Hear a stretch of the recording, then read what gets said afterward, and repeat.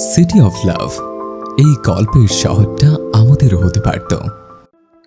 আহির বাড়ি ফিরেই একবার তুর্যের রুমে মারা হয়ে গিয়েছে। আজ তুর্যের ছুটির দিন হওয়ায় আহি ভেবেছিল সে বাড়িতেই থাকবে, কিন্তু নেই, হয়তো বন্ধুদের সাথে দেখা করতে গিয়েছে এই ভেবে দুইবার কলও করেছে, কিন্তু রিসিভ হয়নি। তুর্য আহির কল রিসিভ করে কয়েকটা কড়া কথা শোনালেও সবসময় প্রথমবারের মাথায় রিসিভ করে। আজ রিসিভ করেনি দেখে টেনশন হচ্ছিল তার। পরে জানতে পেরেছে জরুরি কোনো কাজে তুর্যকে হাসপাতালে যেতে হয়েছে, তাই আহি তাকে সারপ্রাইজ দেবে ভেবে পায়েস রান্না করতে এসেছে। যে পায়েস নিয়ে এত কাহিনী হয়ে গেল, তুর্য ভাইকে সেই পায়েস রান্না করে খাওয়ালে হয়? আজ রাতের খাবারে শুধু ভর্তা করা হবে, নানান প্রকারের ভর্তা। মারুফা বেগম সেগুলোই তৈরি করছেন। ইতিমধ্যে কয়েক প্রকারের ভর্তা তৈরি করে ফেলেছেন তিনি, বাকি আরো নানান পদের ভর্তা একে একে তৈরি করছেন। আহিকে রান্নাঘরে এসে টোপাটুপি করতে দেখে বললেন, কি খুঁজছিস আমাকে বল। পায়েস রান্না করবো আম্মু। কি উপলক্ষে? তোর বাপের বিয়ে নাকি তোর মায়ের? এমনিতেই তুর্য ভাইয়ার জন্য। এতক্ষণে মজা করে কথা বললো তুর্যের নাম শুনে মারুফা বেগম মুখ কালো করে ফেললেন। শিলপাটায় বেটে মাছ ভর্তা করছিলেন তিনি। মেয়ের মুখের কথা শুনে হাত থামিয়ে দিলেন, তারপর গম্ভীর কণ্ঠে বললেন, কেন? তোর যে খেতে চেয়েছে তোর কাছে? না এমনিতেই। এত প্রশ্ন করছো কেন আম্মু? তুই যা, আমি রান্না করে দিব। না, আমি নিজে হাতে রান্না করব। আর বাড়াবাড়ি করলেন না মারুফা বেগম। আহি যতই ছেলে মানুষই করুক, তুর্য তো আর অবুঝ নয়। শুধু শুধু এত ভয় পাওয়ার কিছু নেই। তিনি অগত্যা বললেন, মাছ বেটে খুঁজে দিচ্ছি, তুই বাকি ভর্তাগুলো খেয়ে দেখ তো সব ঠিকঠাক হয়েছে কিনা। মায়ের কথায় সম্মতি দিল আহি। মুখে মিষ্টি হাসি ঝুলিয়ে একে একে সবগুলো ভর্তা টেস্ট করতে লাগলো। লম্বা করে একটা টেবিল ও তার দুই পাশে সারি দিয়ে কতগুলো চেয়ার রাখা, তাতে বসে আছে অনেক নবীন ও প্রবীণ ডাক্তার। একদম সম্মুখে যে চেয়ারটা রাখা সেটাতে বসে আছেন একজন ষষ্ঠার্ধ পুরুষ ডাক্তার। সবার থেকে সিনিয়র তিনি, মাথার চুলগুলো আধা পাকা, বেশভূষা দেখে সঠিক বয়স বোঝা যায়। তিনি একটা কাগজ উল্টে পাল্টে দেখতে দেখতে বললেন, We have only 3 months left. বলেই এক একবার করে সবার দিকে নজর বুলিয়ে তুর্যের পানে স্থির করে বললেন, কি করবে বলে ভাবছো? I don't want to go sir. উত্তরটা যেন আগে থেকেই ভেবে রেখেছিল তুর্য, ঠিক সেভাবেই উত্তর দিল, সরি স্যার। তুমি আরেকটু ভেবে দেখো ইয়াং ম্যান, অনলি 3 ইয়ার্সের ব্যাপার। বিবাহিত নয় তাহলে কি সমস্যা? প্লিজ স্যার চলুন। প্লিজ চলো তুর্য। ডক্টর মির্জার কথার সাথে মিলিয়ে কয়েকজন একসাথে বলে উঠল। তুর্য শুধু তাদের দিকে একটু শক্ত দৃষ্টিতে চাইলো। আয়রা বলল, স্যার, এটা আমাদের ক্যারিয়ার জন্য বিগ আনফরচুনেটলি। তাহলে আপনি? বাকিটা শেষ করতে দিল না তুর্য, তীক্ষ্ণ চোয়াল শক্ত করে বলল, ক্যারিয়ার যেটুকু করেছে সেটুকুই এনাফ। নিজ কক্ষে খাটের উপর বসে হাত পা ছড়িয়ে দাপাদাপি করছে আহি। একটু আগে মায়ের তৈরি সব ভর্তা টেস্ট করে দেখতে গিয়ে ভুলক্রমে কাঁচামরিচ ভর্তা মুখে দিয়ে ফেলে। একটু গালে দিলে হয়, এক খাবলা ধরে গালে পড়েছে। এখন সারা ঠোঁট আর গাল জ্বলে যাচ্ছে। গোলাপি অধর ঝরা রক্তিম রূপ ধারণ করেছে। বাড়ির 3 গিন্নি বরফ আর টক দই হাতে দাঁড়িয়ে আছেন, কিন্তু আহি তাদের কাউকে সেগুলো ঠোঁটে লাগাতে দিবে না। গাল আর ঠোঁট এতটাই জ্বলছে, ঠিক মতো কথাও বলতে পারছে না সে। শুধু একবার বলেছে, তুর্য ভাইয়ের জন্য পায়েস রান্না করতে গিয়ে এমনটা হয়েছে। উনি আমার ঝাল সেরে দিবেন, সে জেদ ধরে বসে আছে। কেউ জোর করতে আসলে হাত পা ছড়িয়ে ছিটিয়ে তাদের হাতের বাটি ফেলে দিচ্ছে। তবে এমন জিদ ধরে থাকার কারণও আছে বটে। সে যখন ভর্তাগুলো টেস্ট করছিল তখন তুর্য বাড়িতে ফেরে। তুর্য যখন ড্রয়িং রুমের মাঝ বরাবর, তখন আহি দৌড়ে গিয়ে কি যেন বলে, আর তুর্য জোরে একটা ধমক দিয়ে গড়গড় করে সিঁড়ি বেয়ে চলে যায়। আহিও একটা মুখ ঝামটি মেরে আবারও ভর্তা টেস্ট করতে কিচেনে চলে আসে। মনে মনে তুর্যকে বকতে বকতে ভর্তা গালে দিতেই চেঁচিয়ে ওঠে। আহির জিদের কাছে ব্যর্থ হয়ে পারভিন বেগম একবার তুর্যকে ডাকতেও যান, কিন্তু ছেলের মুখ দেখে বুঝতে পারেন কোনো একটা সমস্যা হয়েছে। মোবাইলেও চেঁচামেচি করে কথাটা বলছে, তাই আহির ঘটনা না বলে তিনি আবারও চলে আসে। What happened? এইভাবে কান্না করছে কেন? দরজার কাছ থেকে বলে ওঠে তুর্য। তার গলা শুনে একসাথে পিছু ফিরে তাকান বাড়ির 3 মহিলা। মারুফা বেগম সকল কাহিনী খুলে বলে রাগে রাগে চলে যান। তুর্য ছোট মায়ের হাত থেকে বরফ আর দইয়ের বাটি নিয়ে তীক্ষ্ণ দৃষ্টিতে চেয়ে আহির দিকে এগিয়ে যায়। আহিও কান্না ভেজা চোখে তুর্যের দিকে তাকিয়ে আছে। তার বিশ্বাস ছিল তুর্য ভাই আসবেন। তুর্য গিয়ে আহির পাশে বসে পারভিন বেগম লতা বেগমকে নিয়ে চলে যান। যাওয়ার আগে দরজাটা ভিজিয়ে দিয়ে যান। মায়ের কান্দে বিরক্ত হয় তুর্য। সে কি রোম্যান্স করতে এসেছে যে দরজা বন্ধ করতে হবে? তুর্য আহির থুতনি ধরে নিজের দিকে ফেরাতে ফেরাতে রাশভারী কণ্ঠে বলে, এদিকে ঘোর। বলে 2 আঙুলের সাহায্যে একটা বরফের টুকরো উঠিয়ে আহির ফোলা ফোলা ঠোঁটে দিবে তার আগেই আহি তুর্যের হাতে থাবা দিয়ে বরফ ফেলে দিয়ে বলে, আমি তো দিচ্ছি, অন্ধ হয়ে গেছিস? বলে আর এক টুকরো বরফ হাতে তুলে নেয়। এবারেও আহি একই কাজ করে একই কথা বলল। তুর্য এক রাম ধমক দিয়ে বলে, তোকে বলেছিলাম আমি পায়েস খাবো, নাকি তোকে বলেছিলাম গিয়ে মরিচ ভর্তা খা? কয়েক সেকেন্ড শক্ত দৃষ্টিতে তাকিয়ে থেকে সে ফের বলল, ওকে ফাইন, তাও আমি মেনে নিয়েছি। তাহলে এখন কি প্রবলেম? বরফ দিতে দিচ্ছিস না কেন? আহি এবারেও একই কথা বলল। তুর্য কয়েক সেকেন্ড নীরব থেকে দাঁতে দাঁত পিষে বলল, এখন কি চাচ্ছিস তুই? দই দিতে দিবি না, বরফ দিতে দিবি না, তাহলে কিভাবে তোর ঝাল ছাড়বো আমি? কিস করে? চাউমি কিস করে ছাড়াবো? তাছাড়া তো আর কোনো বই দেখছি না। তুর্যের কথায় চোখ কপালে ওঠার জোগাড় আহি। সে তো এসব কিছু বলেনি, তাই সত্যি তো দই বরফ কিছু লাগাতে না দিলে তুর্য ভাই ঝাল ছাড়াবেনি বা কি করে? তুর্য এবার আঙুলের মাথায় দই নিয়ে আহির ঠোঁটে দিতে আরম্ভ করলো। এবারে তারামি করলে ঠাটি একটা থাবা দিবে ভেবে রেখেছিল সে, কিন্তু আহি আর কিছুই করেনি। ভদ্র মেয়ের মতো চুপচাপ বসে আছে। দই লাগানো শেষে এক টুকরো বরফ তুলে ফের ডলতে আরম্ভ করলো তুর্য। পুরোটা সময় তার দৃষ্টি অন্যত্র। এই ফিনফিনে পাতলা রক্তাভাব অধরবানে চেয়ে থাকা সাহস আর নেই তার।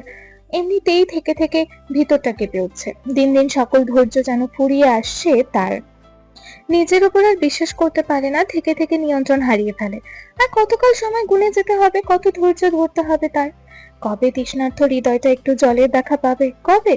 অনেকক্ষণ পার হওয়ার পর আহি বলল, তুর্য ভাই, একটা সত্যি কথা বলবেন? I hate lines.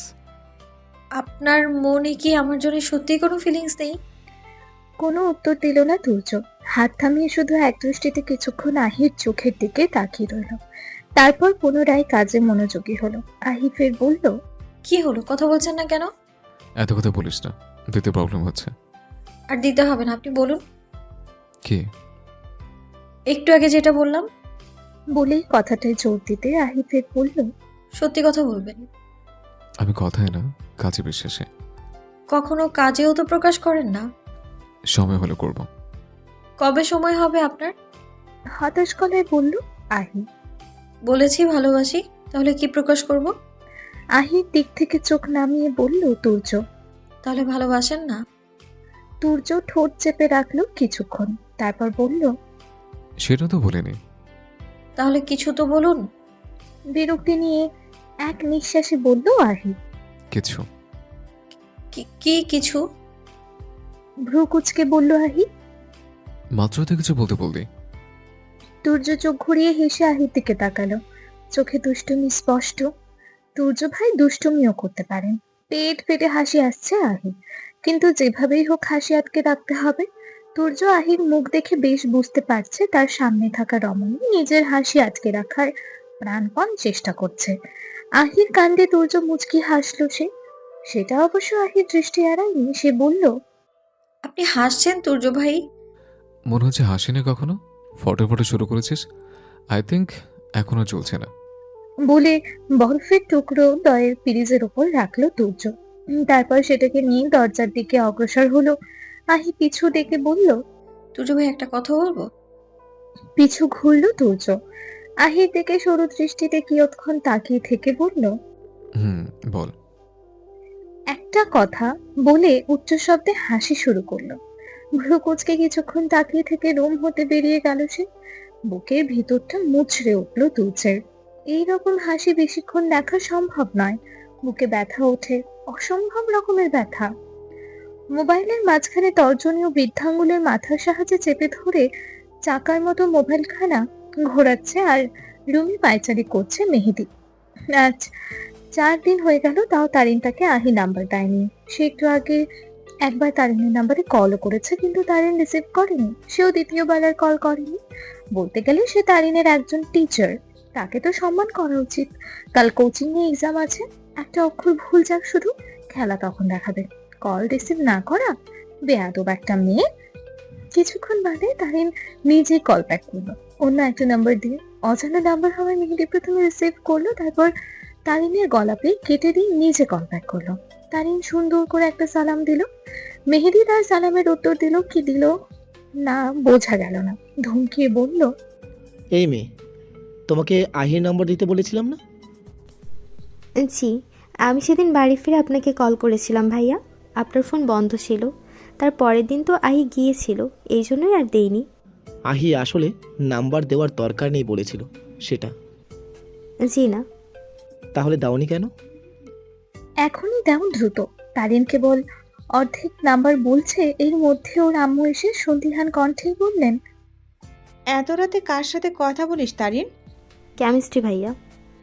কি ভাইয়া? সকালের ব্যাচের ভাইয়া। দেখি কেমন ভাইয়া। বলেই তারিনের থেকে মোবাইলটা এক প্রকার কেড়ে তারিনের মা বাজখায় গলায় বলতে শুরু করলেন, হ্যালো, কেডা তুই? কোন জাউরা পোলা? আমার মাইয়ারে ডিস্টার্ব করস? এত বড় স্পর্ধা! আরেকবার যদি ফোন করে জ্বালাস কলিজা টাইনা বার করমু। কলটা খালি কাইটটা লই তোর আব্বারে কল লাগামু। জানোয়ার তো। বাকিটা শোনার সাহস হলো না মেহেদের। সে কলটা কেটে মোবাইলখানা চেলে সোফার উপর ফেলে দিল। টি শার্ট উঁচু করে বুকে থুথু দিয়ে বিড়বিড় করে বলল, ইন্না হিলাহি ওয়ান ইল্লা হিলাহি রুজিউন। ভার্সিটি থেকে বাড়ি ফেরার সময় তারিন আর আহি দুজনে দুটা লিপস্টিক কিনেছে। কালারটা অনেক সুন্দর। আহি বাড়ি ফিরে গোসল সেরে লিপস্টিকটা ঠোঁটে দিলে কেমন দেখা যাবে সেটাই ট্রায়াল দিয়ে দেখছিল। আসলে এই কালারটা দেখতে যেমন সুন্দর, ঠোঁটে দিয়ে আরো বেশি সুন্দর লাগছে। এই প্রথমবার বাড়ির লোক ছাড়া কিছু কিনেছে সে, কিন্তু সাহস করে কাউকে বলেনি। তবে কিনে যখন ঠকেনি তখন সবাইকে দেখানো যায়, এটা ভেবে বাইরে যেতে গিয়েও পা থামালো সে। মনে হলো সবার প্রথম তুর্য ভাইকে দেখানো উচিত। তাহলে তো শুধু লিপস্টিক দিলে চলবে না, একটু সুন্দর করে চুল বাঁধতে হবে। যেই ভাবা সেই কাজ। সে সুন্দর করে চুলগুলোকে গুছিয়ে হাতের মুঠোয় নিয়ে উঁচু করে একটা ঝুঁটি করলো। তারপর ঠোঁটে মিষ্টি হাসি ঝুলিয়ে তুর্যের রুমে কড়া নাড়লো বলতে দরজায় টোকা দিতে দিতে রুমে প্রবেশ করলো। তুর্য সদ্য গোসল সেরে বেরিয়েছে। আহিকে দেখে বলল, কি হয়েছে? এখন আবার আদা বাটা খেয়ে এসছিস নাকি? আহি ভেবেছিল কোথায় তুর্য ভাই তাকে দেখে হা হয়ে তাকিয়ে থাকবেন, তো একটা প্রশংসা করবেন, সেই ভেবেই তো তাড়াতাড়ি করে তেনার তুমি হলো। আর উনি প্রশংসা তো দূরে থাক, ভালো করে চেয়েও দেখলেন না। আবার আদা বাটা খাওয়াচ্ছেন, রসকসের লোক একটা। তুর্য না দেখলে কি হবে? তবে আহি তুর্যকে ভালো করে দেখলো। লোকটার পরনে শুধু একটা অফ হোয়াইট টাওয়াল, বুকের ওপর ছিটছিটে পানির কণা, চুল পেয়ে টপা টপা আরো পানি পেয়ে বুক পিঠ গড়িয়ে পড়ছে। কিছু কিছু পানির ফোঁটা বাবল হয়ে উন্মুক্ত বুকে পড়ে আছে। আহির ইচ্ছা করলো গুনে গুনে প্রত্যেকটি বাবলকে আঙুলের ডলা দিয়ে ফাটিয়ে ফেলতে, কিন্তু সাহসে কুলালো না। সে শুধু এক ধ্যানে তুর্যের বলিষ্ঠ দেখে স্নান পাওয়া পানির বিন্দুগুলো দেখাচ্ছে। আচ্ছা, সে যে তুর্য ভাইকে শুধুমাত্র তোয়ালে পরিহিত অবস্থায় দেখেছে, এতে কি তার লজ্জা পাওয়া উচিত? না না, লজ্জা পাওয়ার কি আছে? তুর্য ভাই তো পুরুষ মানুষ, পুরুষ মানুষকে এভাবে দেখলে কি সমস্যা? হাবলার মতো দাঁড়িয়েছিস কেন? কেন এসছিস? বলে বিদায় হ, আমি চেঞ্জ করব। ধ্যান ভাঙলো আহির।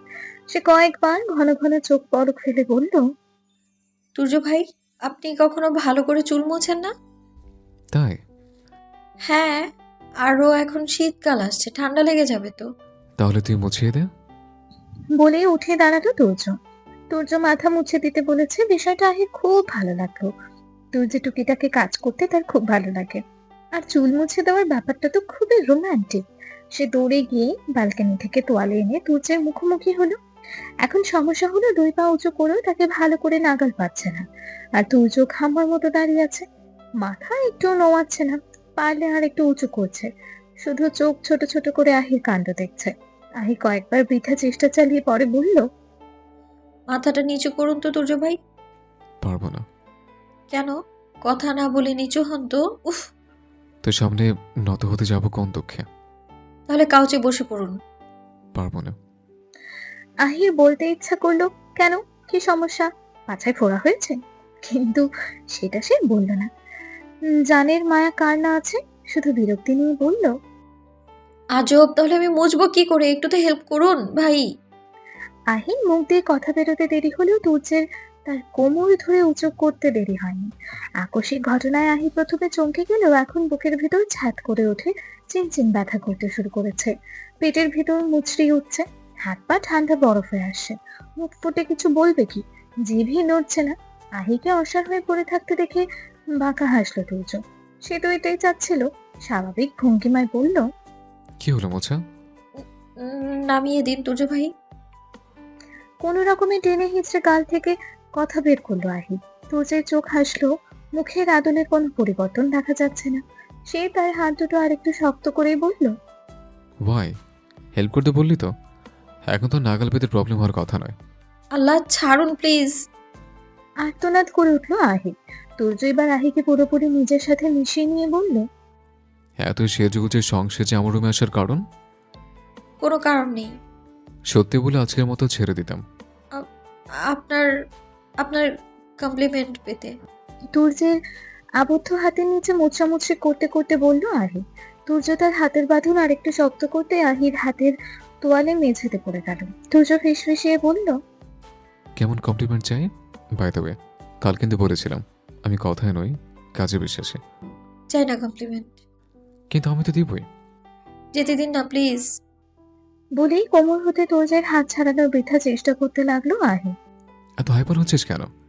আস্তে আস্তে নিঃশ্বাস নেয়। তুর্য এবার এক হাতে আহির কোমর পেঁচিয়ে ধরে নিজের পায়ের উপর আহির পা রেখে সাম্মান তালে হাঁটতে হাঁটতে অন্য হাতের তর্জনী আঙুল দ্বারা আহির সমগ্র মুখ স্লাইড করতে করতে বলল। মুখে কি কি মেখেছিস? আহি চোখ খেঁচে বন্ধ করে মিনমিন করেই বলল, কিছু না, শুধু লিপস্টিকই দিয়েছি। এখন আমাকে লিপস্টিক রিমুভার বানাতে না চাইলে সেটাও দিবি না। বলে আহিকে ছেড়ে দিল তুর্য। আহি ছাড়া পেয়ে আর এক সেকেন্ডও দেরি না করে ভোঁ দৌড় লাগিয়েছে। আর তুর্য দুই হাত বুকে বেঁধে ঠোঁট কামড়ে দাঁড়িয়ে আহির যাওয়ার পানে তাকিয়ে আছে। মোটে মোটে দৌড়াচ্ছে বেচারি।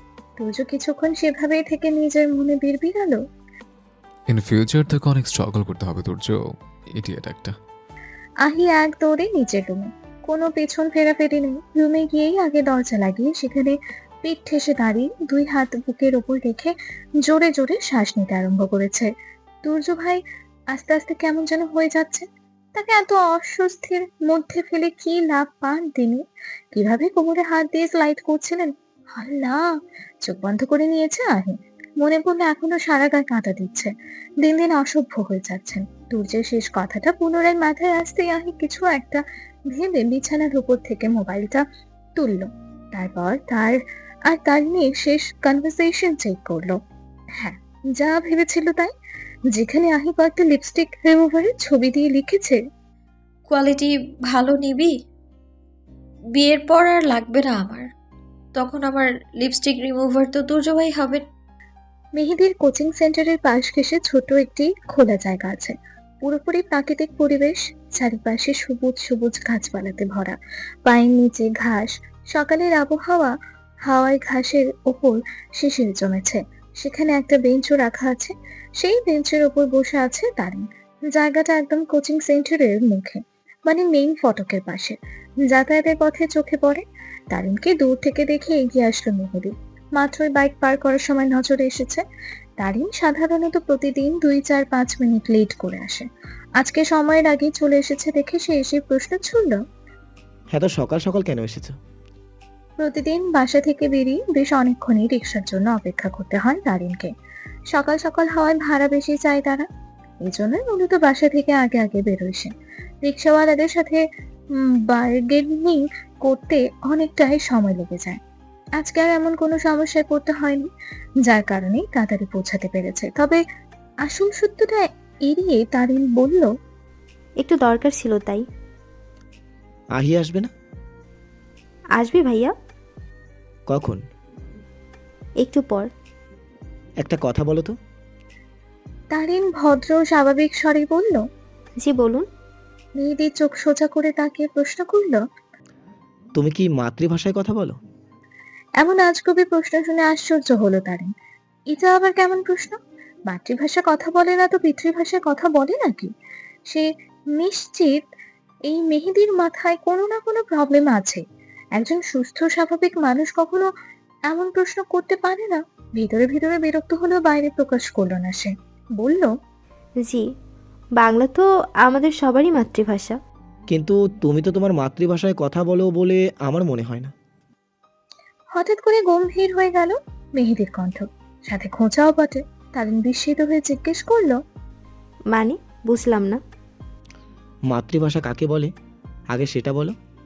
তারিন সাধারণভাবে পুরো পাঠ্যপুস্তকের মতো করে উত্তর দেওয়ার চেষ্টা করলো, ছোটবেলায় যা পড়েছে আর কি।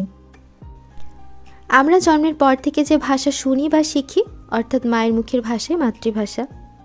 মেহেদি এবার ভ্রু তুললো, তারপর বলল, কিন্তু তোমার আর তোমার মায়ের মুখের ভাষা তো এক নয়। তারিন বসা থেকে উঠে দাঁড়ালো, তারপর এক মুহূর্ত চুপ করে দাঁড়িয়ে থেকে কিছু একটা ভেবে নিল। সেদিন রাতের কথা মাথায় আসতে এবার বুঝতে পারলো মেহেদির এতগুলো আজগুবি কথাবার্তার মানে। চোখ নামিয়ে নিল সে, খুব সংকোচ বোধ হচ্ছে। তারপর একটু অনুতপ্ত গলায় বলল, আসলে সেদিনের ঘটনার জন্য সরি। আম্মু ভেবেছিলেন আমাদের সামনের বিল্ডিংয়ের ছেলেটা। তাকে থামিয়ে দিল মেহেদি, তীক্ষ্ণ কণ্ঠে বলল, হোক তোমাদের সামনের বিল্ডিংয়ের ছেলে, তাই বলে তাকে ওভাবে বলবেন? তারিন একটু বিরক্ত হয়ে কিন্তু নিয়ন্ত্রিত স্বরেই বলল, ছেলেটা একটু ফালতু টাইপের। কেন, কি করেছে? মেহেদি হঠাৎ কৌতূহলী হয়ে উঠেও নিজেকে থামিয়ে নিল, তারপর ফের বলল, ও সরি, পার্সোনাল দিক না হয় যায়। এরই মধ্যে আহি এসেও হাজির হলো। তারিনের একটু সকাল সকাল আসা হয়েছে দেখে সে আহিকে টেক্সট করে বলেছিল একটু তাড়াতাড়ি আসতে। আহি আসতে মেহেদি এক গাল হেসে জিজ্ঞেস করলো, কেমন আছো আহি? আহিও এক গাল হেসে উত্তর দিল, ভালো ভাইয়া, আমি তো ভালোই থাকি, তাও আপনি প্রতিদিন জিজ্ঞেস করেন। আচ্ছা বলুন তো, ভালো না থাকলে কিভাবে আসতাম? তাও তো ঠিক, ভালো না থাকলে কিভাবে আসবে? তারিন মোবাইল বের করে একবার সময় দেখে নিল। গিরগিটি রং বদলায় শুনেছে, কিন্তু মানুষ এত শিগগিরই কিভাবে রং বদলায় সেটা মেহেদিকে না দেখলে সে বুঝতো না। মাত্র মেহেদি তার সাথে কিভাবে কথা বলছিল, আর এখন দেখো মনে হচ্ছে মুখে কেউ মধু ঢেলে দিয়েছে। সে তো কখনো সেধে কথা বলতে চায় না, আসে নিজের দরকারে, তাও বেয়াদবের মতো করে কথা বলে। নেহাত একটু ভালো পড়ায়, না হলে কবে পড়া ছেড়ে দিত। আহির নাম্বার নেওয়ার জন্যই তো এত কথা। সে বরং এখনই নাম্বারটা দিয়ে রাখো, তাহলে আর পড়া রিলেটেড ছাড়া কোনো কথাও হবে না, আর কোনো প্যারাও নেই। সে সাথে সাথে আহির নাম্বার টেক্সট করে দিল। মেহেদি আহির আত্মীয় বিধায় সে নাম্বার দিয়েছে, না হলে কখনোই দিত না। একটু আগেই তুর্য হাসপাতাল থেকে ফিরেছে। সে বাইরে থেকে আসলে আগে এক কাপ কফি খাবে। কিচেনে মা থাকলে মাকে, আর যদি তিনি না থাকেন তাহলে যে থাকে কফি দিতে বলে। কিন্তু আজ একদম নিরিবিলি রুমে চলে এসেছে। এটা অবশ্য কেউ কিছু মনে করেনি। সারাক্ষণ গম্ভীর হয়ে পড়ে থাকার এই একটাই ফায়দা, ভিতরে যত কিছুই হোক বাইরে থেকে মুখ দেখে আন্দাজ করা সম্ভব নয়। তেমনটাই হলো। পারভিন বেগম কফি করে আহিকে দিয়ে তুর্যের রুমে পাঠালেন। আহিও নিচে কুদে সেটা নিয়ে গেল। ভিতরে ঢুকে সারা ঘর অন্ধকার দেখে সে আগে লাইট অন করলো। তুর্য খাটের হেডবোর্ডে মাথা ঠেকিয়ে চোখ বন্ধ করে রেখেছে। লাইট জ্বলে উঠতেই চোখ ভ্রু কুঁচকে ফেললো সে। বলল, লাইট অফ কর। চোখ বন্ধ রেখে তুর্য ভাই কিভাবে বুঝলেন সে এসেছে? জানে না আহি, তবে জানা তো উচিত। উচিত না? সে প্রশ্নটা করেই ফেললো। আপনি না দেখে কিভাবে বুঝলেন আমি? তবে তুর্য যে প্রশ্নের উত্তর না দিয়ে বলল, কফি রেখে যা। কিন্তু আহি তো নাছর বান্দা, সে গো ধরে বলল, আগে বলুন তারপর যাচ্ছি। এভাবে চোরের মতো তুই ছাড়া কেউ আসে না। আর এইটুকু বলে থেমে গেল সে। আহি বলল, আর তুর্য এবার চোখ খুলে সোজা হয়ে বসলো। আহির হাত থেকে কফি নিতে নিতে বলল, আর তোর শুরু থেকে চোরে চোরে গন্ধ বের হয়। আহি এখন সব বুঝে গিয়েছে। তুর্য যে তাকে এইসব খ্যাপানোর জন্যই বলে জেনে গিয়েছে সে। এতদিন না বুঝেই ঝগড়া করতো। আর যেমন তুর্য ভাইয়ের সাথে ঝগড়া করতে ভালো লাগে, তুর্য ভাইয়েরও মনে হয় তাকে খোঁচা দিয়ে কথা বলতে ভালো লাগে। তবে তুর্য ভাই এত এত বজ্জাতি কথা কোথা থেকে খুঁজে পান? সে এখন এই কথার প্রেক্ষিতে আরেকটা কাইজা লাগানো কথা বলবে, অথচ কোনো কথাই মাথায় আসছে না। অগত্যা চুপ করে রইল সে। নীরবতা ভাঙল তুর্য। বলল, সানডে অ্যান্ড থার্সডে তুই কি ভার্সিটি থেকে কে পিক করে? কেন আপনি? বলেই দরজার পাশে বসে পড়লো আহি। তুর্য তার টান টান করে রাখা পাঁচোরা একটু বামে সরিয়ে নিয়ে বলল, আমি তো আজকে কি বার? বৃহস্পতিবার। থার্সডে। দেন শুক্রবার মানে ফ্রাইডে। কথাটা বলেই আবারও দুই পাশে মাথা ঝাঁকালো আহি। বুঝলো ভুল উত্তর দিয়েছে। তুর্য ভাই এটা জানতে চাননি। সে অপরাধীর মতো বলল, খেয়াল ছিল না তুর্য ভাই, আসলে যা, এক্সপ্লেনেশন দিতে হবে না। আপনি রেগে আছেন না? সরি, মনে ছিল না আমার। যেতে বলেছি তো, রাগ করিনি। রাগ করলে নিশ্চয়ই এইভাবে কথা বলতাম না। যা এখন। এত সফটলি কথা তুর্য কোনোদিনও তার সাথে বলেনি। আহি বেশ বুঝলো তুর্য রেগে আছে, কিন্তু প্রকাশ করছে না। কিন্তু কেন প্রকাশ করছে না আহি জানে না। এজন্যই তার বেশি খারাপ লাগছে। তুর্য ভাই তো এটুকুতেই ধামাকা ধমকি করেন, তাহলে আজকে কি হলো? আজ তো সে সত্যি অপরাধ করেছে। সে মন খারাপ করে বলল, আসলে মেহেদি ভাইয়া বাইকে করে এইদিকেই আসছিলেন, তাই আমাকে বলল। এতক্ষণ তো শুধু অভিমান ছিল, একটু পর ঠিক হয়ে যেত। মেহেদির নাম শুনে মাথার ভেতর টপ করে আগুন জ্বলে উঠলো তুর্যের। আহি মুখে মেহেদির নাম শুনলেই তার শরীর জ্বলে যায়। আর সেখানে আহি ওই ছেলের সাথে এসেছে, তাও আমার বাইকে করে।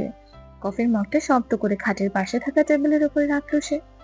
দুই হাত মুষ্টিবদ্ধ করে নিজেকে যথেষ্ট স্বাভাবিক রেখে বলল, তো কি বললো আর তুই ওর সাথে চলে এলি? আজকে বৃহস্পতিবার, মনে থাকলে আসতাম না। হেরে করছে আহি, যা তুই। আঙুল উঁচিয়ে দরজা দেখাতে দেখাতে বলল তুর্য। সরি। প্লিজ যা, মিসবিহেভ করে ফেলবো। সরি তো। এইবার আর তুর্য নিজের রাগ ধরে রাখতে পারল না, ক্ষিপ্ত গলায় বলল, 2 ঘন্টা ধরে আমি তোর ভার্সিটি গেটের সামনে বসেছিলাম। 2 ঘন্টা। 1000 বার কল করেছে, টেক্সট দিয়েছে, সারা ক্যাম্পাসে হন্য হয়ে খুঁজেছে। কতটা টেনশন হচ্ছিল ভাবতে পারিস তুই? হ্যাঁ, ইউ হ্যাভ এনি আইডিয়া? আর তুই বাড়িতে চলে এসছিস, তা আবার কার সাথে? ওই সো কল্ড মেয়েদের সাথে। আর এখন সরে বলে কারে মাথা খাচ্ছিস? যা, চোখের সামনে থেকে যা। কথাগুলো বলতে বলতে চোখ লাল হয়ে উঠেছে তুর্যের। রাগে শরীর কাঁপছে। এতক্ষণে অনেক কষ্টে স্বাভাবিক বিহেভ করেছিল সে, কিন্তু আর কত? আহি কি এখনো ছোট আছে? ও বোঝে না সে কি চায়? কালকের পর থেকেই তো আরো বোঝার কথা, তাহলে কেন বারবার একই কাজ করবে?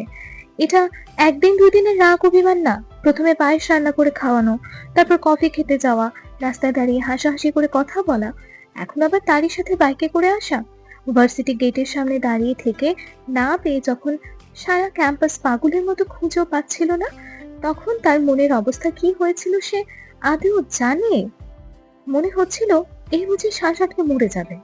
চারিদিক অন্ধকার হয়ে আসছিল। মনে হচ্ছিল কেউ যেন বুকের মাঝে সজোরে হাতুড়ি পেটা করছে।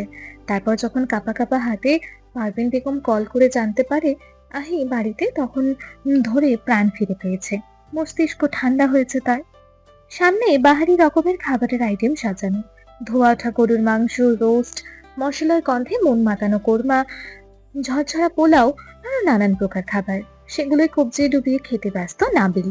অন্যদিকে পিঙ্কি দূর থেকে হাত গুটিয়ে দাঁড়িয়ে আছে, চোখে মুখে বিরক্তির ছাপ স্পষ্ট। সে দাঁড়িয়ে আছে শুধু এই অপেক্ষায় যে নাবিল খাওয়া শেষ করুক আর টেবিলের আশপাশটা একটু ফাঁকা হোক। আজ সকালে যখন নাবিল তাকে ফোন করে বাইরে বেরোতে বলেছিল, পিঙ্কি তখন অজুহাত দেখিয়ে এড়িয়েছে, কিন্তু সেই এড়ানোই কাল হলো। রাগে অভিমানে নাবিল সোজা তাদের বাড়ি চলে এসেছে। আর হবু জামাইকে বাড়িতে পেয়ে পিঙ্কির মা তো খুশিতে আটখানা। রান্নাঘরে সারা সকাল ধরে একের পর এক পদ তৈরি করেছেন তিনি। প্লেটে এক থাকতে এক তুলে দিচ্ছেন। এইমাত্র বড় এক মাছের মাথা তুলে দিলেন এবং বললেন, এনো বাবা, মাছের মাথাটা নাও। বলে হেসে প্লেটে তুলে দিতে পুরো প্লেটটাই যেন ঢেকে গেল বিশাল মাথাটা দিয়ে। নাবিল কিছু বলতেই তিনি ফের বললেন, আরেকটা দেই। প্লেটে আর জায়গা কোথায় যার একটা মাথা দিবেন তিনি? নাবিলের বলতে ইচ্ছা করলো, আর একটা কি আমার বাড়ার উপরে রাখবো? কিন্তু মোটেও বেফাস কথা বলা চলবে না।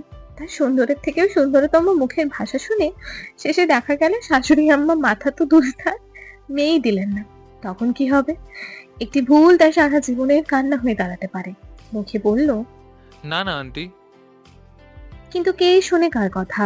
পিঙ্কির মা মাছের মাথা না দিলেও বাকি সব খাবার একটার পর একটা দিয়েই যাচ্ছেন। অনেকটা সময় নিয়ে ধীরে সুস্থে খাওয়া শেষ করতে হলো নাবিলকে।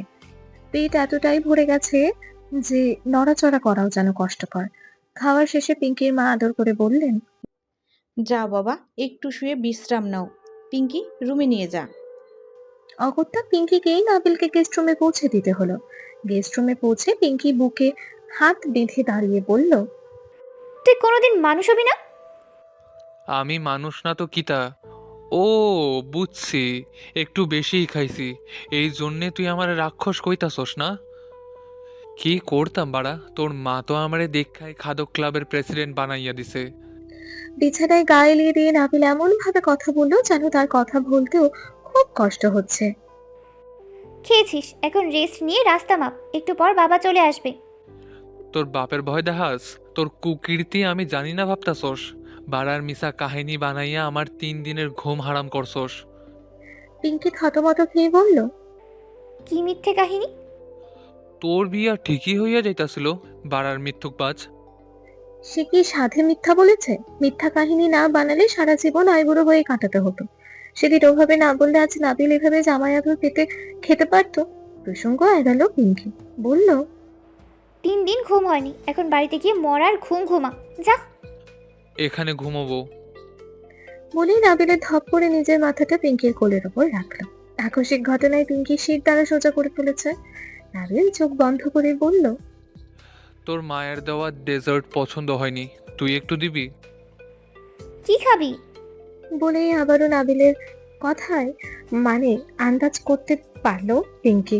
দাঁত কিরমির করে বলল, নির্লজ্জ বেহায়া কোথাকার। চুমু খাইতে চাইলে কেউ নির্লজ্জ বেহায়া হয় না মাঙ্কি।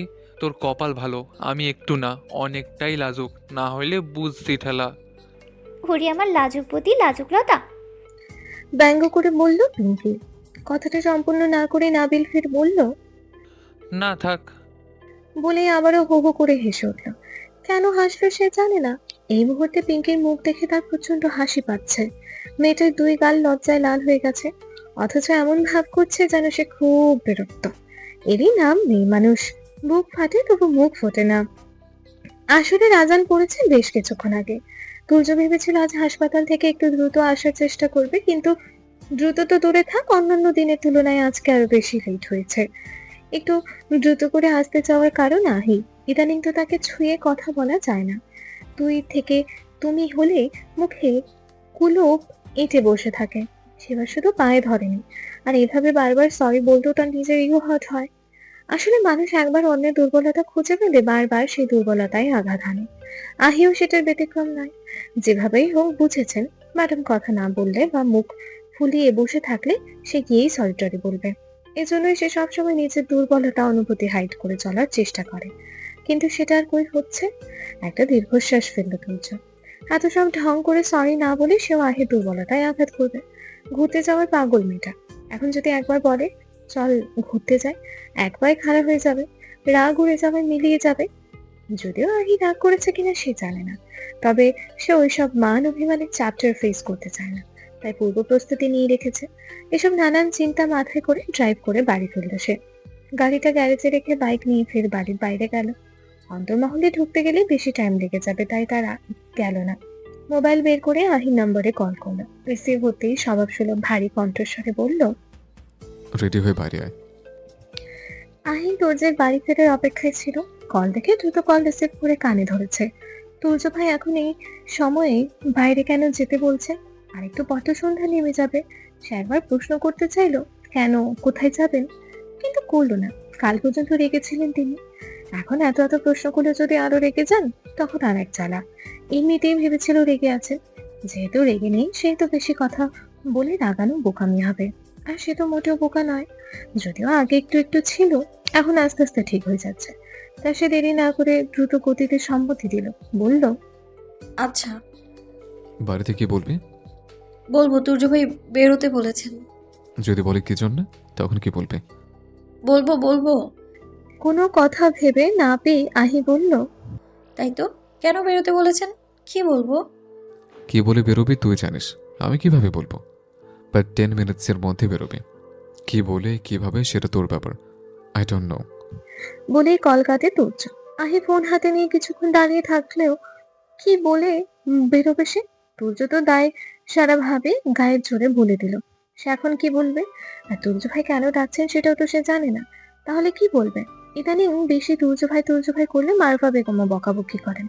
না, এভাবে দাঁড়িয়ে থেকে সময় নষ্ট করলে চলবে না। রেডি হতে হতে কিছু একটা ভেবে নেবে। সে আলমারি খুলে নিজের সব থেকে পছন্দের জামা বের করলো, কিছুক্ষণ ঘুরে ফিরে দেখে তারপর আবারও সেটাকে রেখে দিল। তুর্য ভাই সবসময় ব্ল্যাক, হোয়াইট, অ্যাশ না হলে ডার্ক ব্লু কালারের শার্ট টি শার্ট পরেন, কিন্তু এই ড্রেসটা তো গাঢ় বেগুনি রঙের, এটা পরা যাবে না। কিন্তু তুর্য যেসব কালারের শার্ট পরে তার সেসব কালারের জামা খুবই কম, নেই বললে চলে। সে খুঁজে খুঁজে ব্ল্যাক কালারের একটা ড্রেস বের করলো এবং তাড়াতাড়ি করে সেটাকে পরে নিল। চেঞ্জ করার পরে মোবাইলে একটা মেসেজ এলো। আহি সেটাকে চেক করতেই দেখে তুর্যের মেসেজ। বাইরে ঠান্ডা, শীতের কিছু পরে আসিস। আর হ্যাঁ, একদম সাজে করবি না, মাইন্ডেড। মেসেজটা পড়ে আহি একবার ঠোঁট উল্টালো। বাইরে বেরোবে আর সাজবে না?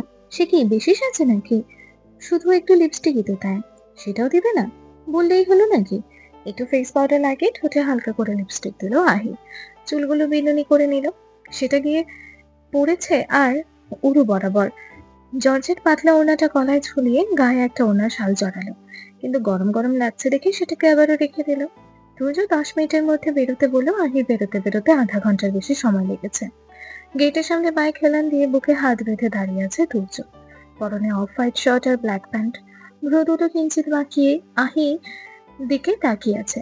সে আস্তে আস্তে আবিষ্কার করতে পারলো তার হৃদয়েশ্বরী তার কথা মানেনি। বাঁকিয়ে রাখা ভ্রু যুগল আস্তে আস্তে সোজা হলো। হুট করে নিজের ভিতরের অস্থিরতা আবিষ্কার করলো সে। আহির এগিয়ে আসার তালে তালে সেটা বাড়ছে। আহি এসে একদম তুর্যের মুখোমুখি দাঁড়ালো। বাইক দেখে তার চোখ জলজল করে উঠছে। মিষ্টি করে হেসে বলল, বাইক নিয়ে বেরোবেন তুর্য ভাই? তুর্য নিজের ভিতরের উষ্ণ অনুভূতিকে সামাল দিল। সে আহির করা প্রশ্নের ধারে কাছে ঘেঁষল না, রাশভারী কণ্ঠে বলল, শাস্তি নিষেধ করেছিলাম। আহিও তুর্যের করা প্রশ্নের ধারে কাছে না ঘেঁষে হেলমেট পরতে আরম্ভ করলো। আহির হেলমেট পরা শেষে তুর্য ওকে বাইকে উঠতে বললে নিজেও উঠতে উঠতে বলল, কি বলে বেরিয়েছিস? তুর্যের প্রশ্নে নিচকে হাসলো আহি। সন্দেহ হলো তুর্যের, মনে মনে নিশ্চয়ই কোনো তাল গোল পাকিয়েছে। সে পুনরায় প্রশ্ন করলো, কি বলেছিস? বলেছি শীত আসছে তো, তাই তুর্য ভাইকে বলেছিলাম একটা হুডি কিনে দিতে, তো উনি এখন বেরোতে বলেছেন। সুযোগের সদ্য ব্যবহার। আরেকগাল হেসে নিল আহি। এই না হলে তার বুদ্ধি, অজুহাত তো শুধুমাত্র হুডি। একবার মলে ঢুকতে পারলে না হয় মন ভরে কিনবে, বিগত সকল বছরের হিসাব একেবারে উসুল করবে। দোকানে গিয়ে এটা ওটা ধরলে তো আর তুর্য ভাই না করতে পারবেন না, আর দোকানে নিবেন না এটাও বলতে পারবেন না, কারণ তাহলে হুডি না নিয়ে বাড়িতে কিনলে সবাইকে কি বলবে? হুডি কিনে নিয়ে না গেলেও বাড়ির লোকেরা প্রশ্ন করবে। সুতরাং তুর্য ভাই দোকানে নিতে বাধ্য। সে বাইকে না উঠে তুর্যের সামনে গিয়ে দাঁড়ালো, একটা হাসি দিয়ে বলল, তুর্য ভাই, আপনার মনের মধ্যে একটা গান বাজছে। কি গান আমি বলি? আমি ফাইসে গেছি, আমি ফাইসে গেছি, তাই না? না, কিনে দিলে তবেই না ফাঁসবো।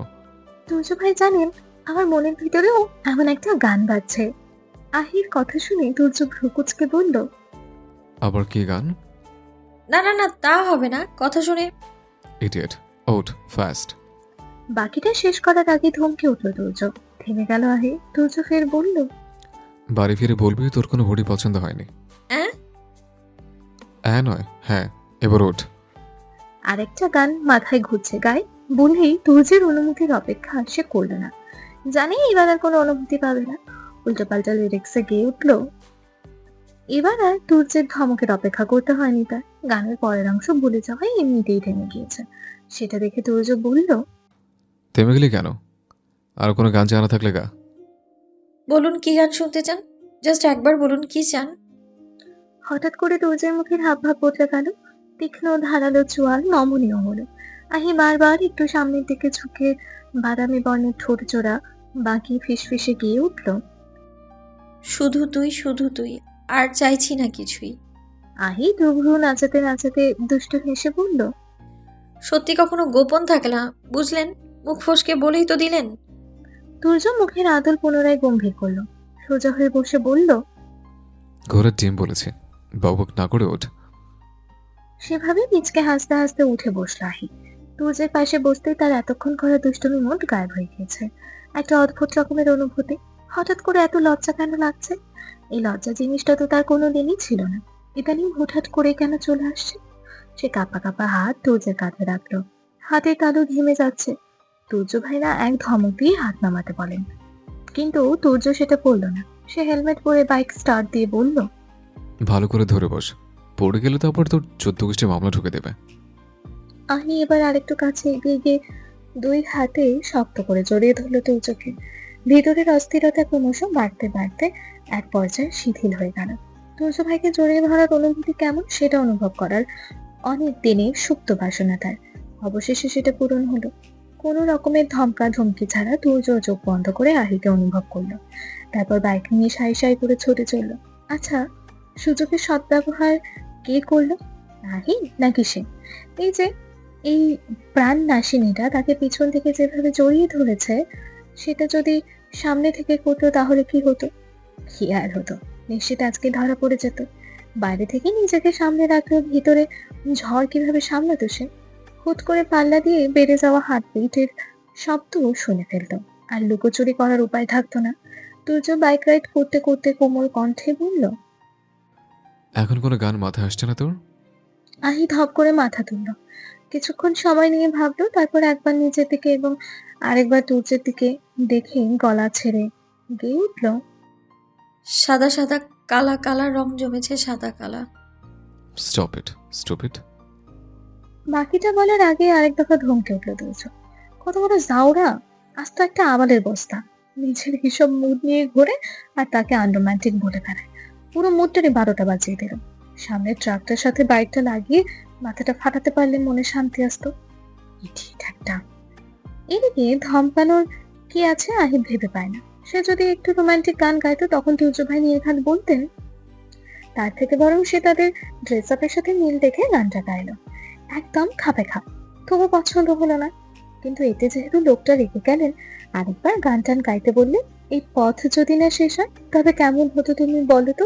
না, আপনি বলুন তো, গানটা গাইবে। অনেক ভুজুং ভাজুং বুঝিয়ে ইমোশনাল ব্ল্যাকমেল করে তারপর নাবিল পিঙ্কিকে নিয়ে বেরিয়েছে। রাস্তা পার হওয়ার পথে হঠাৎ পিঙ্কির হিজাব একটা চলন্ত রিকশার হ্যান্ডেলে জড়িয়ে যাওয়ায় হোঁচট খেয়ে সে। নাবিল ওকে ধরে সামলে নিলেও রাগে চোখ মুখ বিকৃত করে ফেলেছে, যেন চোখ দিয়ে খেয়ে ফেলবে রিক্সাওয়ালাকে। লোকটার বয়স 40-এর কোঠায় হবে হয়তো। এখানে রিক্সাওয়ালা বা পিঙ্কি কারোই কোনো ত্রুটি নেই, কীভাবে যেন বেঁধে গিয়েছে। পিঙ্কি সেটা নাবিলকে বোঝানোর চেষ্টা করলো, নাবিল মানল না। ও রিক্সাওয়ালাকে কলার ধরে নামিয়ে প্রশ্ন ছুড়ল, বেশি খাইছস? অবুঝ ভঙ্গিতে ভোলা ভালাভাবে বলল রিক্সাওয়ালা। গাঞ্জা? তিরতিরে মেজাজ নাবিলের। পরপর নিজের দুই গালে 2টা থাপ্পড় মারতে মারতে বলল লোকটি। শালা। বলেই রিক্সাওয়ালার দিকে ধেয়ে যেতে পিঙ্কি নাবিলের হাত ধরে টেনে নিয়ে যেতে যেতে বলল, কি শুরু করেছিস নাবিল, চল। ছাড় তো বাড়া, গাঞ্জা খাইয়া রিক্সা চালায় বোকাচ্চন। নাবিল, বাড়াবাড়ি করছিস তুই। ওইখানে ওনার কোনো দোষ নেই। খানিকটা শক্ত কণ্ঠ বলল পিঙ্কি। ওর কোনো দোষ নেই, চোখ ফুটকির মধ্যে লইয়া হাঁটে। নাবিল এখনও ঘাড় কাত করে লোকটির দিকে তাকিয়ে আছে, আর পিঙ্কি তাকে টেনে নিয়ে যাচ্ছে। সে নাবিলকে সেভাবেই টেনে নিয়ে যেতে যেতেই বলল, পাপ্পা, তুই তো আরো সুন্দর সুন্দর গালি জানিস, আমি তো জানতামই না। এই বাড়া, অফ যা, বেশি কথা কস তুই। বলে ঝাড়ি মেরে পিঙ্কির হাতে হাত ছাড়িয়ে নিল। তারপর একটা রিক্সা ডেকে সেটাতে উঠল। সন্ধ্যার সাথে সাথে এক গাদা ভাজা পোড়া এনে হাঁক ডাক শুরু করেছে আকবর চৌধুরী। যারা ড্রয়িং রুমে ছিল তারা তো এগিয়ে এসেছে, আর বাকিরাও নিচে নেমে এসেছে। শান্ত প্রান্ত আর তাহি এসেই খাবার নিয়ে কাড়াকাড়ি শুরু করে দিয়েছে। লতা বেগম একটা বড় দেখে গামলা এনে সবগুলো সেটাতে ঢেলে দিলেন। আহিকে না দেখতে পেয়ে আকবর চৌধুরী বললেন, আহি কোথায়? ওকে ডাকো, আর তুর্যকেও ডাকো। না থাক, একটু বসে ভাই বোনদের আনন্দ দেখুক। পারভিন বেগম বললেন, তুর্য, আহি কেউই বাড়ি নেই। কোথায় গিয়েছে? মারুফা বেগম বললেন, কে টুপিওয়ালা সোয়েটার কিনবে, সেটা কিনতে গিয়েছে। আকবর চৌধুরী অবাক হয়ে বললেন, তুর্যের সাথে? তুর্য ওকে নিয়ে গেল? ভাইয়া শুধু আপুকে নিয়ে গেছে, আমাকে কেন নিল না? আমারও তো ডেনিম কিনতে হবে। বলেই কান্না জুড়ে দিল তাহি। পারভিন বেগম মেয়েকে ঠান্ডা করতে করতে বললেন, তোর মেজমা মিথ্যা বলছে মা। মেজমা, না, তুমি মিথ্যা বলছো। পারভিন বেগম মেয়েকে বুঝিয়ে বললেন, আচ্ছা শোন, তুর্য কিছু কিনলে কি একা কারোর জন্য কিনে? কিনলে তো বাড়ির সবার জন্য কেনে, তোর জন্য আনবে। কাঁদে না মা। তুর্য সাধারণত এসব কেনাকাটায় অভ্যস্ত না। আজ পর্যন্ত নিজের জামা কাপড় ছাড়া কারোর জন্য কিছু হাতে করে আনেনি। কাউকে কিছু দিতে হলেও পারভিন বেগমের কাছে কার্ড দিয়ে দেয়, উনি সহ বাড়ির বাকি গিন্নিরা গিয়ে কিনে আনেন। আগে পরে আহি তুর্যের কাছে অনেক কিছুর জন্য বায়না ধরেছে। সে মেয়েও জানতো তুর্য তাকে কিনে দেবে না, জেনে শুনে দুষ্টুমি করতো। কিন্তু তুর্য ঠিকই আড়ালে গিয়ে মায়ের কাছে কার্ড দিয়ে বলতো, আহি এটা চেয়েছে, আহি ওটা চেয়েছে, সময় করে ওকে নিয়ে যেও আর তোমাদের যা লাগে কিনে নিও। মহিলাদের নিয়ে দোকান ঘোরাঘুরি একদম পছন্দ না তুর্যের। এটা পছন্দ হয়তো সেটা হয় না, সেটা হয়তো অন্যটা হয় না। সুতরাং আহিও মিথ্যা সোয়েটার কেনার কথা বলে গিয়েছে, এটা নিয়ে কোনো সন্দেহ নেই ওনার। প্রায় ঘন্টাখানেকের রাস্তা শেষে একটা রেলওয়ের পাশে বাইক পার্ক করছে তুর্য।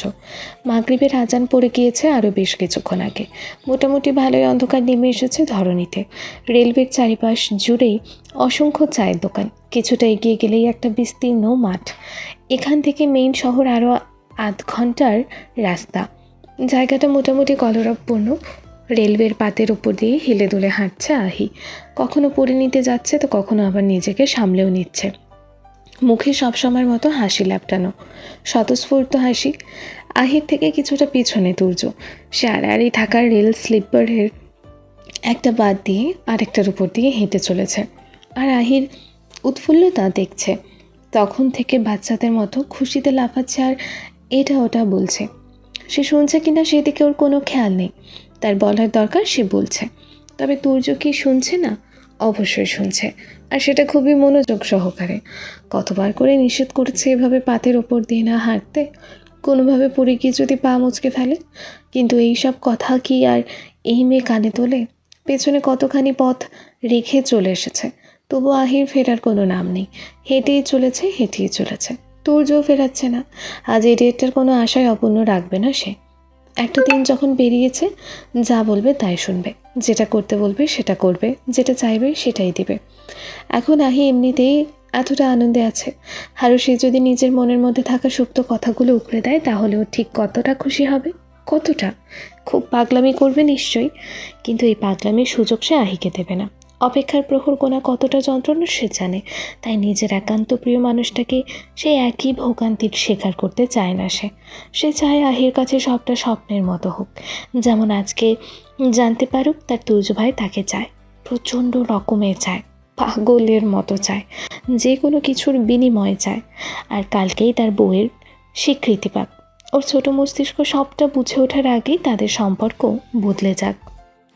তুর্য ভাই, তুর্য ভাই। আহির চিৎকার করা ডাকে ধ্যান ভাঙল তুর্যের। সে ঘাড় ঘুরিয়ে পেছনে ফিরল। আহির থেকে কয়েক হাত এগিয়ে গিয়েছে সে। আহি কখন পেছনে দাঁড়িয়ে গিয়েছে এসব ভাবনার মাঝে বুঝতে পারেনি সে। রেল লাইন থেকে অনেকটা দূরেই একটা গাছের নিচে দাঁড়িয়ে আছে আহি। মেয়েটার মুখ দেখে মনে হচ্ছে অনেকক্ষণ ধরেই ডেকেছে। এগিয়ে গেল তুর্য। আহি বলল, সেই কখন থেকে রাখছি আর আপনি হেঁটেই চলেছেন, হেঁটেই চলেছেন। কি হচ্ছে বল। স্বভাবসুলভ গম্ভীর কণ্ঠস্বর। এতক্ষণ ধরে তার মনে কত কিছু চলছিল, অথচ এই কণ্ঠ শুনে কারো বোঝার উপায় আছে? কিভাবে ঘুমিয়ে আছে ও? পড়ে যাবে না? বলে আহি আঙুল দিয়ে একটা ছোটোখাটো গাছ ইশারা করল। তুর্যর ইশারা বরাবর তাকালো। একটা বাচ্চা বিড়াল ছানা গাছের চিকন এক ডালের ওপর বসে ঘুমিয়ে আছে। তুর্য দেখে বলল, তুই এখানে দাঁড়িয়ে থাক, পড়ে গেলেই কাজ করবে। ধুর, মজা কেন করছেন? আমি সিরিয়াস। ওদের অভ্যাস আছে, পড়বে না। সত্যি তো? হুম। তাহলে চলুন। বলেই তুর্যের হাত ধরে টেনে একটা ফুটপাতের দোকানের দিকে হাঁটা শুরু করলো আহি। তুর্য পা থামিয়ে আহির দুই হাত নিজের হাতের মুঠোয় নিয়ে ডলে ডলে দেখতে দেখতে রাশ ভারী কণ্ঠে বলল, হাত ধরে বরফ হয়ে গেছে, বললাম শীতের কিছু পড়ে আসতে। আমার একটা কথা গায়ে লাগাস না। আমার শীত লাগছে না তুর্য ভাই, বাতাস তো, তাই হাত ঠান্ডা হয়ে গেছে। আহির কথার বিপরীতে তুর্য শুধু একবার চোখ তুলে ওর দিকে চাইল, তারপর নিজের হাত দিয়ে ওর হাতের তালু ঘষতে আরম্ভ করলো। একটু বাদে হাতে উষ্ণতা আসতেই ছেড়ে দিল। তারপর আহি বলল, ফুচকা খাবো তুর্য ভাই। এসব আনহাইজেনিক খাবার খেতে হবে না। আপনি তো আর খাচ্ছেন না, আমি খাবো। তুইও খাবি না। Please I said no. Please. আরও কিছুক্ষণ ধরে খোশামত করে তুর্যকে রাজি করালো আহি। তুর্য হার মানল, বাধ্য হয়ে কিনে দিল। আহি অবশ্য খাওয়ার সময় তুর্যকে কয়েকবার সেধেছিল। তুর্য একবার চোখ পাকিয়ে তাকানোর পর থেমে গিয়েছে। খাওয়া শেষে আবারও হাঁটা শুরু করলো তারা। আহি হাঁটতে হাঁটতে বলল, কতবার করে খেতে বললাম, খেলেন না। এখন আমার পেটের মধ্যে কেমন যেন লাগছে, ব্যথা ব্যথা করছে। শেষে কিনা আমার পেট ফুলিয়ে দিলেন। আহির থেকে সরু দৃষ্টি ফেলল তুর্য, তারপর বলল, মানে তুই কি বলতে চাইছিস? তোর খাবার নজর দিয়ে আমি পেট ফুলিয়েছে? হ্যাঁ, আপনার নজর এত খারাপ তুর্য ভাই? নজরে কি দেখেছিস তুই, স্টুপিড? তুর্যের প্রথমে বলা কথাটুকু আহির কর্ণগোচর হলেও শুধু শেষ শব্দটা শুনে সে ঝোঁকরুটে গলায় বলল, আপনার ভবিষ্যৎ বউ স্টুপিড। I know that. শুধু স্টুপিড না, স্টুপিড দ্য লিডার। আহি তুর্যের বিড়বিড় করে বলা কথা শুনলেও সেই কথা ধরে আর ব্যাখ্যা করল না। তার সত্যি পেট ব্যথা ব্যথা করছে। এইসব ফুচকা খাওয়ার অভ্যাস তার আছে। নির্ঘাতেই লোকের ফুচকাতে গণ্ডগোল, নাহলে পেট ব্যথা করার অন্য কোনো কারণ নেই। তুর্য একটু বাদে লক্ষ্য করলো আহিকে।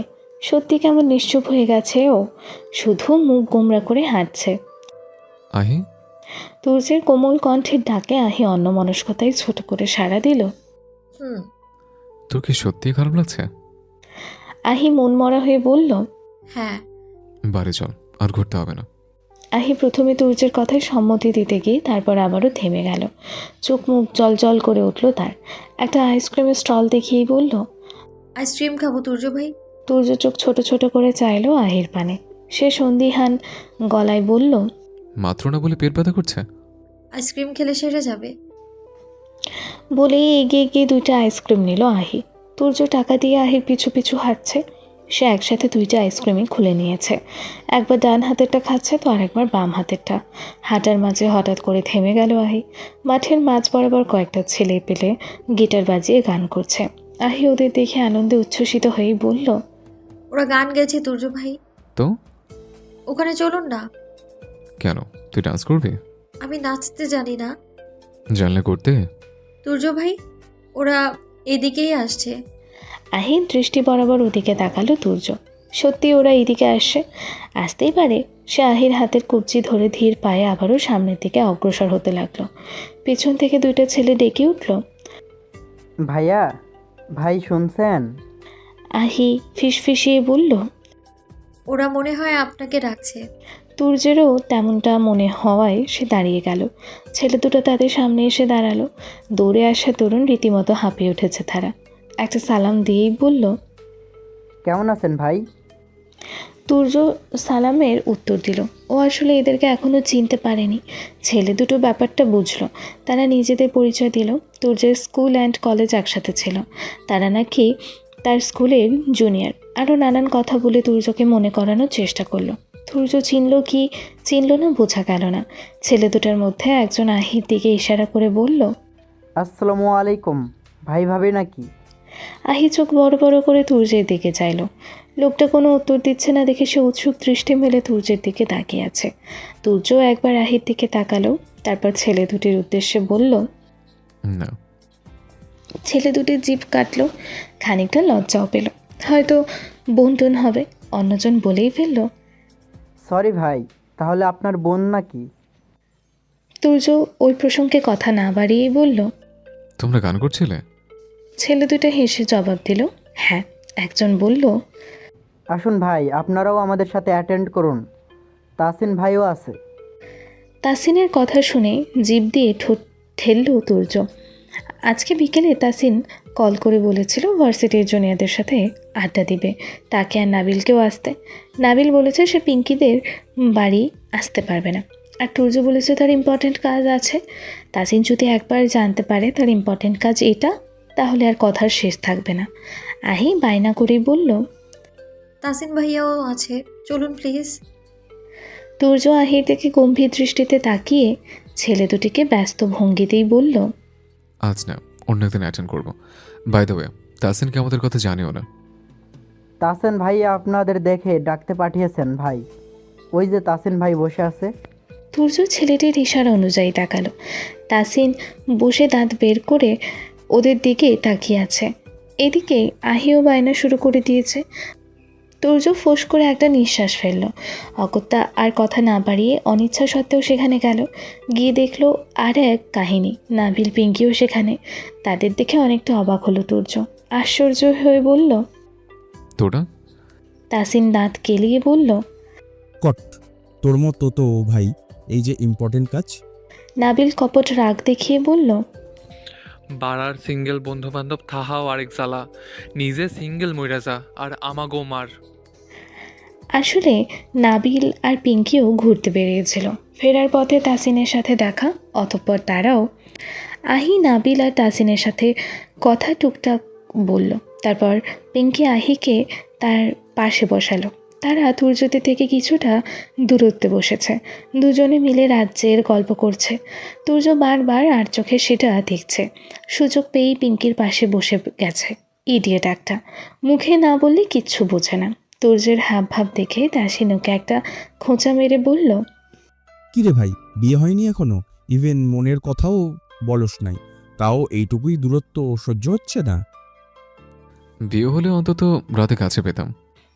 মনে মনে কথাটা বলল তুর্য, আর উপরে উপরে গম্ভীরতা দেখিয়ে বলল, একদম উল্টাপাল্টা কথা বলবে না তাসিন, ডিসকাস্টিং। নাবিল বলল, তোর কষ্ট আমি বুঝতাছি। একটা গান গাইতে পারো সূর্য? তাইলে যদি আহি তোর দিকে মনোযোগ দেয়। তুর্য একটু ভাবলো। অফারটা মন্দ নয়, ওয়েদারটাও বেশ। কয়েক সেকেন্ড সময় নিল, তারপর হাতে গিটার উঠিয়ে আহির দিকে দৃষ্টি নিক্ষেপ করলো। গিটারের সুর তুলতে পিঙ্কি আহি দুজনেই এদিকে মনোযোগ দিল। তুর্য আহির পানে দৃষ্টি নিবদ্ধ রেখেই গাইতে শুরু করলো, খোলাখুলি বলতে গেলে পড়ে গেছি তোর কবলে, তলিয়েছে মন ভীষণ রকম অথই জলে। খোলাখুলি বলতে গেলে পড়ে গেছি তোর কবলে, তলিয়েছে মন ভীষণ রকম অথই জলে। সাঁতার কেটেছি, ঘুমিয়ে হেঁটেছি, এতটা ডুবেছি তোরই তো কারণে, তোকে ভালোবাসতে গেলে। খোলাখুলি বলতে গেলে পড়ে গেছি তোর কবলে, তলিয়েছে মন ভীষণ রকম অথই জলে। পুরোটা সময়ে এক মুহূর্তেই জন্যও আহির দিক থেকে দৃষ্টি নামায়নি তুর্য। ঘোরে তলিয়ে গিয়েছিল সে। আহি বারবার চোখ নামিয়ে নিয়েছে, আবারও তাকিয়েছে। কেন জানি দীর্ঘ সময় চেয়ে থাকতে পারছিল না সে। তুর্যের এমন চাহনি প্রথমবার দেখল আহি। কে ছিল ওই নজরে? তুর্য ভাই তো শুধু তাকিয়েই ছিলেন, কিন্তু এইভাবে উনি আগে কখনোই তাকে দেখেনি। ভীষণ আকুলতা ছিল সেই চাহনিতে, যেন অসংখ্য অপ্রকাশিত কথা লুকিয়ে আছে। এই গানের সকল কথা কি তুর্য তাকে বলেছে? তাহলে সম্পূর্ণ গানটা তাকে উদ্দেশ্য করেই ছিল? তখন যে তুর্য ভাই বললেন, নজরের কি দেখেছিস তুই, এটা কি সেই নজর? যদি সেই নজর হয়ে থাকে, তাহলে তুর্য যেন তাকে আর কখনো এইভাবে না দেখে, কখনো না। ছেলে মেয়ে দুটির জন্য খাবার সামনে নিয়ে অপেক্ষা করছেন পারভিন বেগম আর মারুফা বেগম। ঘড়ির কাঁটা 11টা ছুঁই ছুঁই। তুর্য আহিকে নিয়ে এখনও ফেরেনি। তবে এটা নিয়ে বাড়ির কারো কোনো মাথা ব্যথা নেই। তুর্যর সাথে আছে মানে নো টেনশন, দায়িত্ববান ছেলে। তবে বিপদ আপদ নিয়ে মারুফা বেগমের কোনো চিন্তা না থাকলেও চিন্তা অন্য বিষয় নিয়ে। যদিও তুর্যের ওপর তার যথেষ্ট বিশ্বাস ভরসা আছে, সে আহিকে লাই দিবে না। কিছুক্ষণ নিরিবিলি পড়ে রইলেন তিনি। তারপর হঠাৎ ভাবলেন, তার আধপাগলা মেয়েকে সামলানোর জন্য যদি তুর্যের মতো দায়িত্ববান একটা পুরুষ সারা জীবন পাশে থাকে, তাহলে ব্যাপারটা সুন্দর না? কিন্তু এই বাড়ির লোকেরা কি সেটা মেনে নেবে? বিশেষ করে বড় ভাইজান। ভেবেই নিচের ওপর একটু হেসে নিলেন তিনি। বড় ভাইজানের কথা ভাবছে সে, আর এদিকে তুর্য, সে তো সবার আগেই বাদ সাধবে। খাবার নিয়ে বসে থেকে কিছুক্ষণ এইসব আজব সব ভাবনা ভেবে তিনি নিজেদের রুমে চলে গেলেন। পারভিন বেগমও কিছুক্ষণ বসে থেকে চলে গেলেন। খাবার টেবিল সাজানো থাকবে, ওরা নিজে নিয়েই খেয়ে নেবে। তিনি আবারও কাবাবের হাড্ডি হতে চান না। রুমে গিয়ে দেখলেন আকবর চৌধুরী এখনও ঘুমাননি। তিনি প্রশ্ন করলেন, এসেছে ওরা? গাড়ির শব্দ তো পেলাম না। এই যে শুনছো মাই প্রিয় শ্রোতা বন্ধুরা, তোমরা শুনছো সিটি অফ লাভ প্রেরিত প্রেমে সিক্ত গল্প। আর আমাদের সাথে পথ চলতে do like, comments and share. আর সাবস্ক্রাইব করতে কিন্তু একদম ভুলবে না। টাটা।